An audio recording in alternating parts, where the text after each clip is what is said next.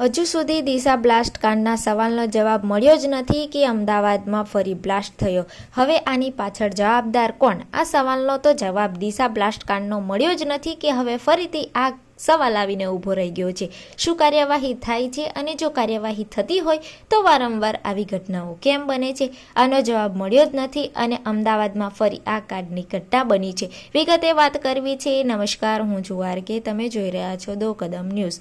અમદાવાદના જીવરાજ પાર્ક 4 રસ્તા નજીક નાંદા સોસાયટીમાં એક એસી ગોડાઉનમાં ભયંકર આગ લાગી હતી. એસી ગોડાઉનમાં જથ્થાબંધ બહુ જ બધો એસીનો ગેસના બોટલનો સ્ટોક હતો. કઈ કારણથી આગ લાગી જતા મકાનમાંથી એક બાદ 10થી વધુ ધડાકાભેર બ્લાસ્ટ થયા. ફાયર વિભાગની ગાડીઓ 10થી વધુ ત્યાં દોડી હતી. દિવ્ય ભાસ્કર રિપોર્ટ અનુસાર આ ઘટનામાં 2 થી 3 લોકો ઘાયલ થયા છે અને માતા પુત્રી બંને ગંભીર રીતે ઈજાગ્રસ્ત થતા બંનેના મોત નીપજ્યા. પ્રાથમિક માહિતી અનુસાર એસીનું ગોડાઉન ગેરરીતિથી ચાલતું હતું. ત્યાંના સ્થાનિક લોકો ફરિયાદ કરી હતી એએમસીમાં, પણ એએમસીમાંથી કોઈ કાર્યવાહી કરવામાં આવી ન હતી. સ્થાનિક લોકોનું કહેવું છે કે એસીના ગોડાઉનમાં ગેસના બાટલ હતા, તેના કારણે આગ વિકરાળ ભભૂકી ઉઠી હતી. આસપાસમાં પાર્ક કરેલા વાહનો 10 જેટલા બળીને ખાખ થઈ ગયા. ગેસના બાટલ ફાટીને ઉછળવાથી આજુબાજુના મકાનોની બારીઓ પણ તોડી નાખી હતી. આ ઘટનાની માહિતી મળતાની સાથે સ્થાનિક ધારાસભ્ય વેજલપુરના અમિત ઠાકર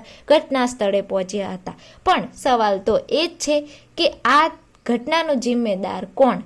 સાંભળીએ સ્થાનિક લોકો શું કહે છે. વ્યાજ કે આ રાખે છે, આનો સોલ્યુશન લાવો તો બી રાખતો. અને બીજી એક વસ્તુ, એ લાગ્યા પછી અડધો પોણો કલાક સુધી નથી પોલીસ આવી, નથી ફાયર બ્રિગેડ આવ્યું. કાકા, મારે જાણવું છે કે તમે ક્યારે જાણવાનું આ જાણો કે ફાયર બ્રિગેડ નથી આવતી. કેટલો સમય થયો તો? અરે એ મને યાદ હોય, ફાઇલમાં હોય યાર. તમે કેવા કશે આ પ્રશ્ન પૂછો કે અડધો કલાકે ગાડી કેમ આવી? એનું કહેવું છે કે ચેરમેન છું સોસાયટીનો, મ્યુનિસિપાલિટીને. ક્યારે આપ્યું? અરે ક્યારનું આપ્યું? લખીને મારી પાસે છે. લાવો કાગળ આપો. અત્યારે આપું તમને? અત્યારે આપું?